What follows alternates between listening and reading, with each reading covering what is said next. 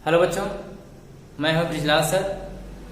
आप सभी इस वीडियो को देखने से पहले लाइक और सब्सक्राइब कर दीजिए और सब्सक्राइब करने के बाद उसके बगल में एक घंटी होगी, उसको प्रेस कर दीजिए, जिससे कि हम जितनी भी वीडियो बनाएं आपके पास सबसे पहले पहुंचे। चलिए बच्चों, हम क्लास 11 की फिजिक्स पढ़ा रहे हैं आप लोगों को, जिसमें 3rd पार्ट तक अपलोड हो चुका है। आज ये 4th पार्ट पढ़ाने जा रहा हूं। देखिए बच्चों, इसके पहले हमने 2 बल के बारे में बता दिया था। आज तीसरा बल है प्रबल नाभिकीय बल, जिसे हम बोलते हैं स्ट्रांग न्यूक्लियर फोर्स। चलिए बच्चों, देखते हैं ये है क्या। कह रहा है परमाणु के नाभिक में प्रोटॉनों न्यूट्रॉनों को आपस में बांधे रखने वाला बल प्रबल नाभिकीय बल कहलाता है। तो बच्चों, इसमें कहा जा रहा है कि जो परमाणु होता है उस परमाणु में प्रोटॉन और न्यूट्रॉन होता है। इस प्रोटॉन और न्यूट्रॉन को आपस में बांधे रखने वाला काम जो बल कार्य करता है, वही बल हमारा क्या कहलाता है? प्रबल नाभिकीय बल कहलाता है। अब हम इसके कुछ गुण देखेंगे प्रबल नाभिकीय बल के। देखिए, कह रहा है यह बल सभी मूल बलों में प्रबलतम है। बच्चों देखिए, हमने जितना बल अभी तक पढ़ाया है उन सभी में, यानी उन मूल बलों में सबसे प्रबलतम बल जो है वो प्रबल नाभिकीय बल ही है। नंबर 2, यह आवेश के प्रकार पर निर्भर नहीं करता तथा प्रोटॉन प्रोटॉन के बीच, न्यूट्रॉन न्यूट्रॉन के बीच, प्रोटॉन न्यूट्रॉन के बीच समान रूप से कार्य करता है। ये प्रबल नाभिकीय बल जो है वो प्रोटॉन प्रोटॉन और न्यूट्रॉन न्यूट्रॉन, प्रोटॉन न्यूट्रॉन, इन सभी के बीच समान रूप से कार्य करता है। तीसरी पॉइंट, इसका परिसर बहुत कम, लगभग नाभिक की विमाओं 10⁻⁻15 मीटर का होता है। इसका कहने का मतलब है कि जो प्रबल नाभिकीय बल है उसका परिसर बहुत कम होता है, वो लगभग नाभिक की विमाओं के बराबर होता है, 10⁻⁻15 मीटर के बराबर होता है।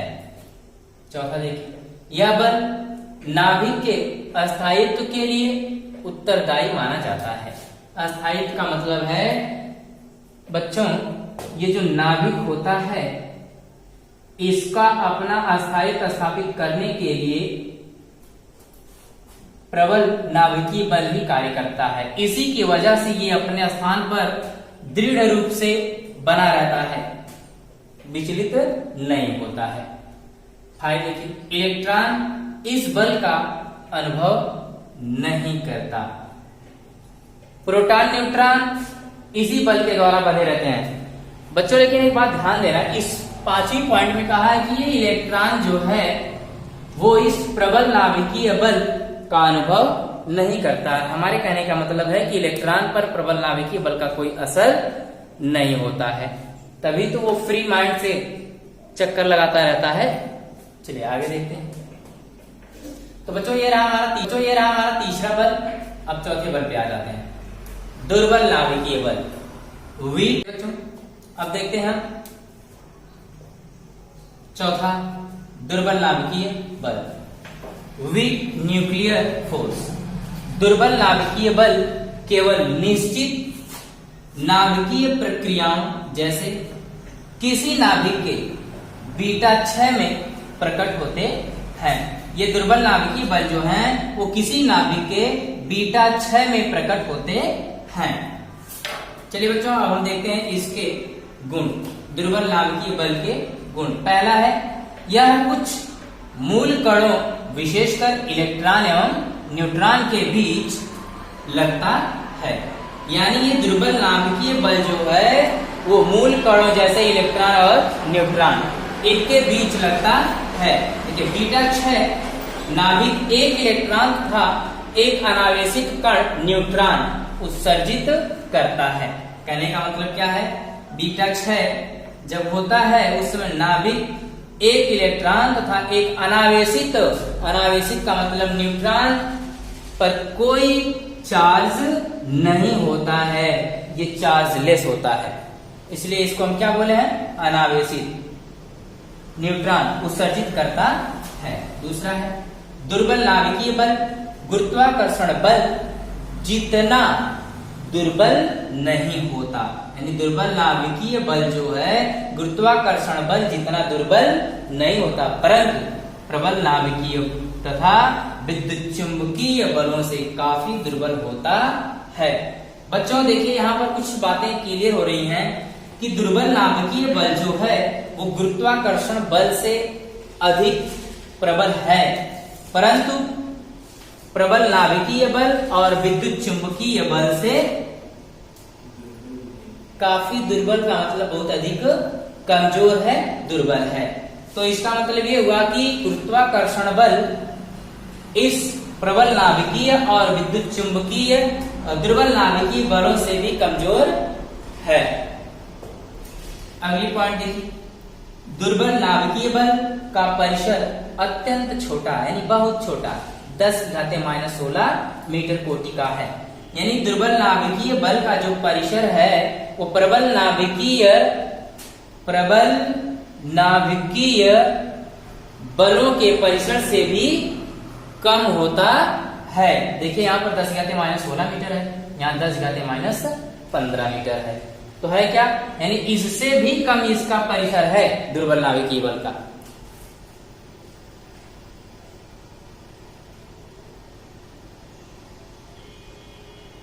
चलिए बच्चों इसको नोट कर लीजिए। चलिए बच्चों देखते हैं अगली पॉइंट, बलों के एकीकरण तथा न्यूनीकरण। तो बच्चों सबसे पहले हम जानेंगे एकीकरण के बारे में। एकीकरण क्या है? कह रहा है विविध भौतिक परिघटनाओं की व्याख्या कुछ संकल्पनाओं एवं नियमों के द्वारा करने का प्रयास एकीकरण कहलाता है। बच्चों एक बात ध्यान दीजिए, एकीकरण की व्याख्या इस तरह से कर रहा है कि विविध भौतिक परिघटनाओं, यानी भौतिक में जितनी परिघटनाएं होती हैं उनकी व्याख्या और कुछ भौतिक संकल्पनाओं और उनके नियमों के द्वारा जो भी करने का प्रयास करते हैं हम उसी को क्या बोलते हैं? एकीकरण कहते हैं। चलिए एग्जाम्पल में देखते हैं, क्या है? पृथ्वी पर सेब का गिरना। तो बच्चों एक बात ध्यान दीजिए, पृथ्वी पर सेब का गिरना ये क्या है? ये भी तो एक परिघटना है, लेकिन इसमें एक लॉजिक लगती है, गुरुत्वाकर्षण बल। गुरुत्वाकर्षण बल के कारण ही सेब जो होता है वो पृथ्वी पर गिरता है टूट करके। पृथ्वी के परितः चंद्रमा की परिक्रमा तथा ग्रहों की सूर्य के परितः परिक्रमा आदि सभी परिघटनाओं की व्याख्या एक नियम, न्यूटन के गुरुत्वाकर्षण नियम के आधार पर की जा सकती है। तो बच्चों हमने न्यूटन का गुरुत्वाकर्षण नियम जो था उसको बताया था, उसी के आधार पर हमने कहा कि पृथ्वी पर सेब का गिरना, पृथ्वी के परितः चंद्रमा की परिक्रमा और हम कहते हैं ग्रहों की सूर्य के परितः परिक्रमा, ये किस पर डिपेंड है? न्यूटन के गुरुत्वाकर्षण नियम पर आधारित है और गुरुत्वाकर्षण बल के कारण ही ये परिक्रमा भी कर पाता है और सेब टूटने के बाद पृथ्वी पर आता है। अदरवाइज अगर ये गुरुत्वाकर्षण बल नहीं होता तो सेब टूटता तो सही, लेकिन वो नीचे की बजाय ऊपर जाने लगता। चलिए आगे देखते हैं, ये रहा एकीकरण। अब बच्चों हम जानेंगे न्यूनीकरण।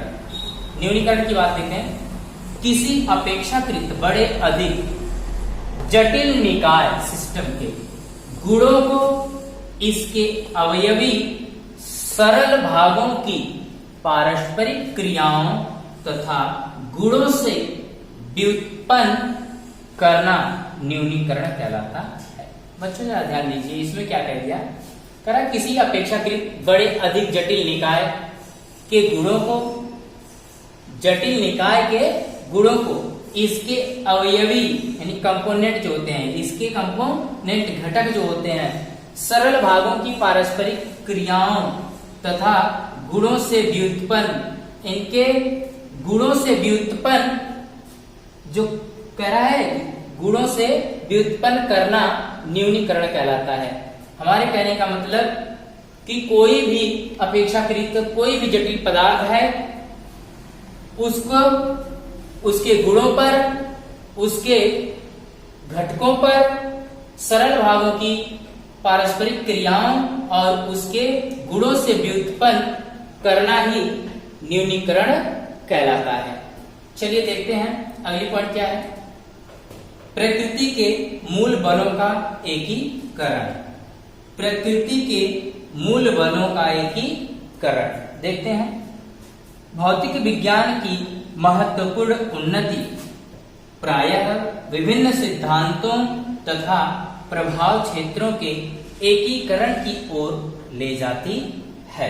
यानी भौतिक विज्ञान की महत्वपूर्ण उन्नति जो है वो प्रायः विभिन्न सिद्धांतों तथा प्रभाव क्षेत्रों के एकीकरण की ओर ले जाती है। प्रकृति के विभिन्न बलों और प्रभाव क्षेत्रों के एकीकरण में प्रगति को निम्न सारणी में दर्शाया गया है। निम्न सारणी यानी सारणी 1.4, सारणी 1.4 एनसीईआरटी बुक में बच्चों दिया गया है। तो एनसीईआरटी बुक को ओपन करिए और सारणी 1.4 देखिए और उसे अपनी नोटबुक में राइट कर लीजिए। ठीक है, चलिए इसको नोट कर लीजिए, इसके बाद हम आगे बताते हैं।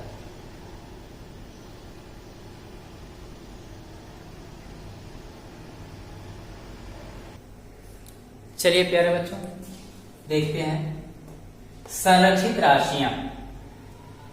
कह रहा है ऐसी भौतिक राशियां जो किसी प्रक्रिया में अचर रहती हैं। अचर का मतलब होता है बच्चों बदलती नहीं है, अचर रहती हैं, उसे कहते हैं संरक्षित राशियां। उसे क्या कहते हैं? संरक्षित राशियां। चलिए बच्चों आगे देखते हैं हम संरक्षण नियम। बच्चों ये संरक्षण नियम क्या होता है इसके बारे में जानेंगे। चलिए तो हम जानते हैं प्रेक्षित परिघटनाओं ऑब्जर्व फेनोमेना की मात्रात्मक व्याख्या को समझने के लिए भौतिक विज्ञान में निम्न संरक्षण नियम हैं।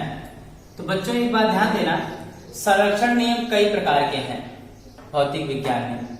तो इस प्रेक्षित परिघटनाओं की मात्रात्मक व्याख्या करने के लिए जो जो नियम है उनका अध्ययन करेंगे। देखिए पहला नियम क्या है? द्रव्यमान संरक्षण का नियम। बच्चों याद रखना ये द्रव्यमान संरक्षण का नियम आपके सिलेबस में भी है और ये कॉम्पिटिटिव एग्जाम में भी पूछा जाता है। तो ठीक है, देखते हैं हम।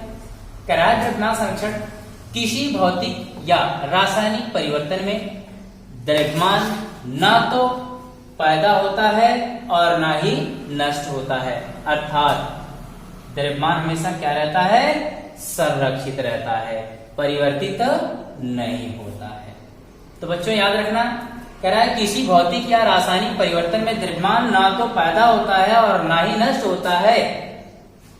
पूछ देगा कौन सा संरक्षण नियम है? तो द्रव्यमान संरक्षण नियम है। बच्चों दूसरा देखते हैं ऊर्जा संरक्षण का नियम। ऊर्जा संरक्षण का नियम क्या है? कह रहा ऊर्जा ना तो पैदा की जा सकती है और ना ही नष्ट की जा सकती है। तो की क्या जा सकती है? ऊर्जा ना तो पैदा की जा सकती है और ना ही नष्ट की जा सकती है। तो हम कर क्या सकते हैं? इसका एक रूप से दूसरे रूप में बदल सकते हैं। देखिए बल्कि एक रूप से दूसरे रूप में बदली जा सकती है। बच्चों हम तीसरा देखते हैं संवेग संरक्षण का नियम। संवेग संरक्षण का नियम कह रहा है यदि किसी पृथ्वी निकाय पर बाहरी बल ना लगे तो निकाय का कुल संवेग हमेशा संरक्षित रहता है। बच्चों इसमें कह रहा है कि पृथ्वी का कोई निकाय है, कोई कण है, उस पर अगर हम बाहरी बल नहीं लगाते हैं तो उस निकाय का जो कुल संवेग होता है वो हमेशा क्या रहता है? संरक्षित रहता है, परिवर्तित नहीं होता है। कब नहीं होता है? जब तक उस पर कोई बाहरी बल न लगे। चलिए बच्चों चौथा देखते हैं, आवेश संरक्षण का नियम। कह रहा है किसी पृथ्वी निकाय में आवेश हमेशा संरक्षित रहता है। किसी पृथ्वी निकाय में, बच्चों कह रहा है पृथ्वी निकाय में यानी पृथ्वी के किसी भी कण में आवेश की बात किया जाता है तो आवेश हमेशा संरक्षित रहता है, वो बदलता नहीं है। चलिए बच्चों पांचवा देखते हैं, ऊर्जा द्रव्यमान संरक्षण नियम। ऊर्जा द्रव्यमान संरक्षण नियम कह रहा है किसी पृथ्वी निकाय में कुल ऊर्जा तथा द्रव्यमान संरक्षित रहता है। तो बच्चों एक बात ध्यान दीजिए कि इस संसार में पृथ्वी पर जितनी भी चीजें हैं उन सभी में ऊर्जा और उनका द्रव्यमान जो होता है वो हमेशा क्या रहता है, संरक्षित रहता है, यानी उनमें कोई परिवर्तन नहीं होता है। चलिए बच्चों बहुत ही महत्वपूर्ण पॉइंट, आइंस्टाइन के सिद्धांत के अनुसार, यानी आइंस्टाइन ने क्या अपने सिद्धांत में कह दिया, कह रहा द्रव्यमान ऊर्जा में परिवर्तित हो सकता है, यानी द्रव्यमान जो है वो ऊर्जा में परिवर्तित हो सकता है तथा ऊर्जा द्रव्यमान में परिवर्तित हो सकता है। यही आइंस्टाइन का क्या है, सिद्धांत है। कह रहा है द्रव्यमान m ऊर्जा E के तुल्य होता है, जिसे E बराबर mc² संबंध द्वारा व्यक्त करते हैं। ये आइंस्टीन के सिद्धांत का है, ये आइंस्टीन इक्वेशन है, E बराबर mc², और जहां C क्या है, निर्वात में प्रकाश की चाल है। चलिए बच्चों एक उदाहरण देख लेते हैं। कह रहा है नाभिकीय प्रक्रियाओं में द्रव्यमान ऊर्जा में परिवर्तित हो जाता है।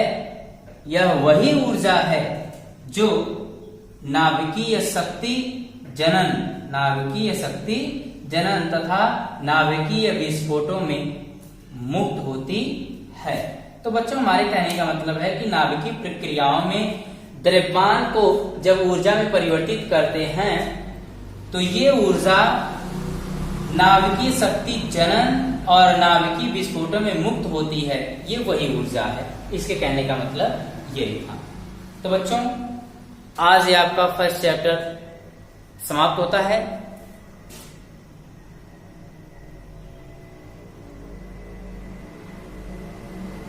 इसे नोट कर लीजिए।